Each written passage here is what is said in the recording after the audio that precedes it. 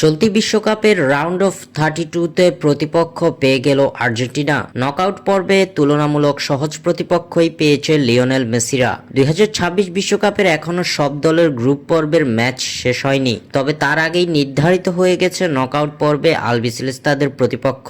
H গ্রুপের সবগুলো match শেষে গ্রুপ পর্বের এক ম্যাচ বাকি থাকতে প্রতিপক্ষ পেয়ে গেল আর্জেন্টিনা। নিজেদের প্রথম বিশ্বকাপ খেলতে এসেই বিশ্বকে তাক লাগিয়ে নকআউট পর্বের টিকিট কেটেছে কেপ ভার্দে। গ্রুপ পর্বে স্পেন ও উরুগুয়ের মতো শক্তিশালী সাবেক বিশ্ব চ্যাম্পিয়নদের চমকে দেওয়ার পর এবার তারা রুখে দিল সৌদি আরবকে। এইচ গ্রুপের রানার্স আপ হিসেবে শেষ 32-এর টিকিট নিশ্চিত করেছে পশ্চিম আফ্রিকা উপকূলের এই দ্বীপ দেশটি, যেখানে তাদের জন্য অপেক্ষা করছে বর্তমান বিশ্ব চ্যাম্পিয়ন আর্জেন্টিনা। গ্রুপ পর্বে নিজেদের শেষ ম্যাচে সৌদি আরবের সঙ্গে গোল শূন্য ড্র করেছে কেপ ভার্দে। অন্য ম্যাচে উরুগুয়েকে 1-0 গোলে স্পেন হারানোর ফলে ইতিহাস গড়ে আফ্রিকান দেশটি। নিজেদের অভিষেক বিশ্বকাপেই নকআউট পর্বে খেলার যোগ্যতা অর্জন করেছে কেপ ভার্দে।